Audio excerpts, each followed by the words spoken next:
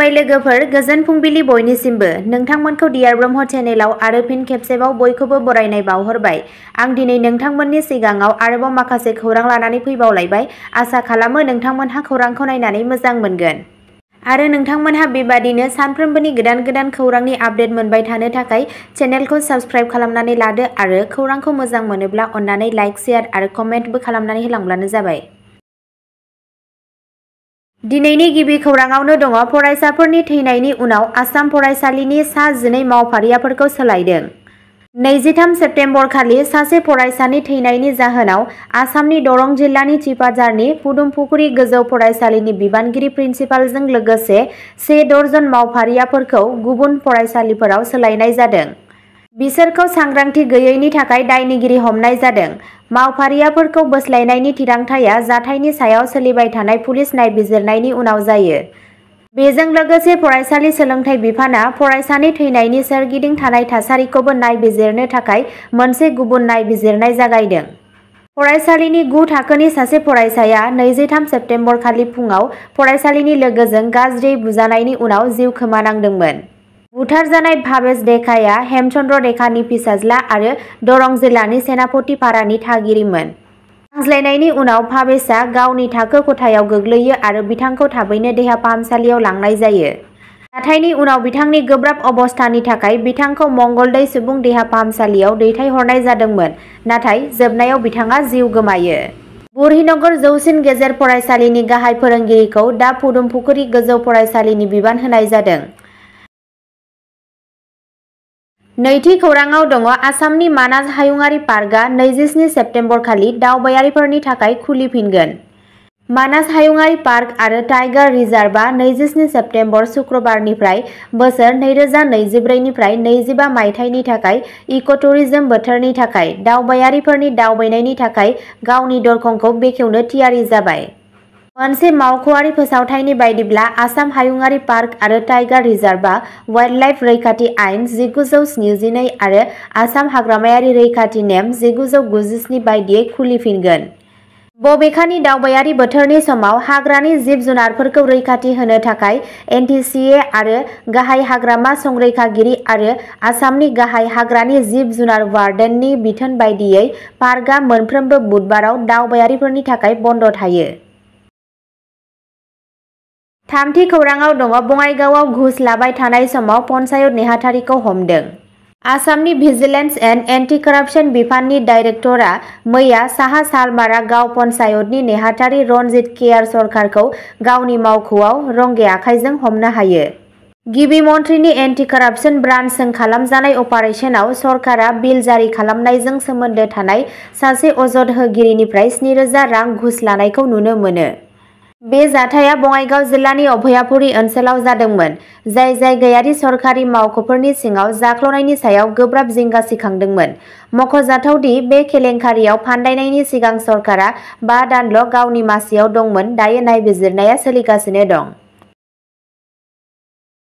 ब्रैथि खौराङाव दङ NIA आ बेंगलुरुआव सन्देह गोनां आलफा आइ उदखारिखौ हमदों। मोनसे मख'जाथाव जाफुंसारनायाव नेशनेल इनभेस्टिगेशन एजेन्सि NIA आ बृहस्पतिबाराव बेंगालुरुनि बायजोआव होबथाजानाय united liberation front of Assam independent ULFA I जों सोमोन्दो थानाय सासे सन्देह गोनां उदखारिखौ खायो। गिरीश बरा मुंनि सुबुङा गावनि नखरजों लोगोसे कर्नाटकनि राजथावनिनि लेङाइ नोगोर आनिकालनि खाथियाव जिगानि दारिमिनारि ओनसोलाव थायोमोन। मोनसे स्रोत सुलुंनि बिथायाव आसामनिफ्राय दैथायहरनाय NIA नि मोनसे हानजाया मोनसे सिग्रोमनाय खालामदोंमोन, जायनि जाहोनाव बिथांखौ खानाय जादोंमोन। गिरीश बरानि सायाव सहरनिफ्राय खारलांनायनि सिगां गुवाहाटीनि गोबां जायगाफोराव IEED फज'नायनि दाय दं। खारखोमानायनि उनाव बिथाङा गावनि नखरखौ बेंगलुरुआव जायगा सोलायदोंमोन आरो गौतम मुंनि सिङाव सासे सिकिउरिटि गार्ड महरै खामानि मावनानै मोनसे गोदान सिनायथि लादोंमोन। खौरां मोन्नाय बायदिब्ला बिथाङा गावनि हमना लानाय सिनायथिखौ मदद होनो थाखाय नंखाय फोरमानलाइफोर दिहुननायाव जाफुंसार जादोंमोन। बाथि खौराङाव दङ काछारआव नंखाय डाक्टारखौ खादों। काछार पुलिसआ सिलचरनिफ्राय सासे सुबुंखौ नंगुबै मेडिकेल डिग्री गैयाजासे मुलि सोलोंनायनि दायाव खादों।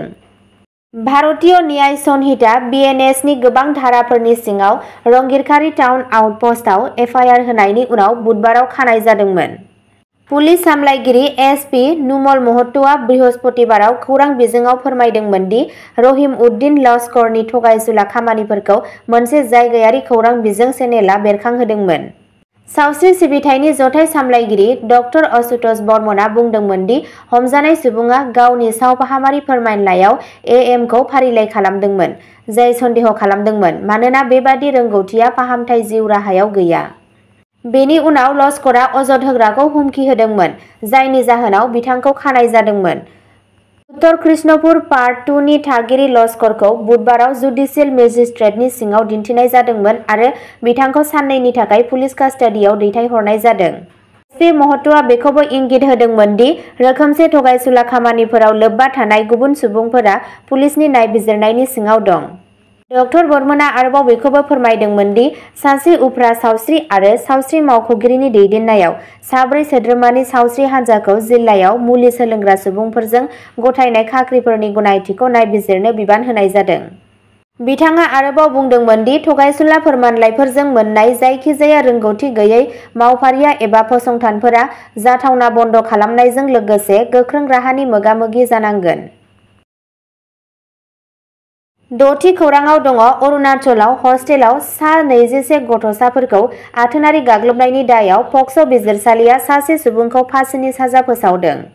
अरुणाचल प्रदेशनि यूपीआईआव मोनसे जुनिया पक्स' बिजिरसालिया बृहस्पतिबाराव गंसे थाग्रा फरायसालियाव सा 15 हिनजावसाफोरजों लोगोसे सा 21 गथ'साफोरखौ आथोनारि गाग्लोबनायनि थाखाय सासे सुबुंखौ फासिनि साजा फोसावदों। गाहाय दायनिगिरि युमकेन बग्राया सी योमी जिल्लानि कारो सरकारि थाग्रा फरायसालिनि हस्टेलनि वार्डेनमोन, जेराव बिथाङा 2019 आरो 2022 मायथाइनि गेजेराव 6 निफ्राय 15 बोसोर बैसोनि सा 15 हिनजावसाफोरजों लोगोसे सा 21 गथ'फोरखौ आथोनारि गाग्लोबदोंमोन। Capital superintendent of police SP रहित राजबर सिंहआ बुंदोंमोन दि लोगो दायनिगिरि मारबम नगमदिरा सासे हिन्दी फोरोंगिरिमोन, फारसेथिं सिंटुन यरपेनआ फरायसालिनि बारग' गाहाय फोरोंगिरि। एसपिआ बुंदोंमोन दि बग्राखौ भारतारि साजा आयेन आईपीसीनि धारा 328 आरो 506 जों लोगोसे आथोनारि दायनिफ्राय गथ'फोरनि रैखाथि पक्स' आयेननि धारा 6, 10 आरो 12 नि सिङाव दायनिगिरि खालामनाय जादोंमोन आरो बिथांनि दायफोरनि गोब्राबथिनि थाखाय बिथांखौ फासिनि साजा होनाय जादों। सिंहआ बुंदोंमोन दि नगमदिरखौ आईपीसीनि धारा 506 आरो पक्स' एक्टनि धारा 17 आरो 21(1) नि सिङाव दायनिगिरि हमनाय जादोंमोन, फारसेथिं यरपेनखौ पक्स' एक्टनि धारा 17 आरो 21(2) नि सिङाव दायनिगिरि हमनाय जादों। थाग्रा फरायसालियाव आथोनारि गाज्रि बाहायनाया सोराङाव फैदोंमोन जेब्ला सानै बिब'-बिनानावफोरा थांनाय बोसोरनि 9 नबेम्बराव गावसोरनि बिमा-बिफानाव बेनि सोमोन्दै अजद होदोंमोन। साननै उनाव जिल्लानि मणिगं पुलिस थानायाव मोनसे एफआइआर होनाय जादोंमोन। बग्राया खारखोमानानै दंमोन आरो पुलिसआ उनाव बिथांखौ थांनाय बोसोरनि नबेम्बराव खादोंमोन। गुवाहाटी गोजौ बिजिरसालिनि ईटानगर बेन्चआ बे बोसोरनि 21 जुलाइआव गावनो संदाननाय राहा लादोंमोन आरो बग्राखौ होनाय जामिनखौ बोखारदोंमोन। अब्ला दिनैनि खौरांआ एसेनोसै। जाय बिथांमोनहा सानसेनि फानजामुथिखौ नायनानै मोजां मोनो, स्क्रिनआव होनाय चेनेल बड' इनफ' पइन्टआव थांनानै नायहैनो हागोन। चेनेलनि लिंकखौ डिस्क्रिप्शनाव होनाय जादों।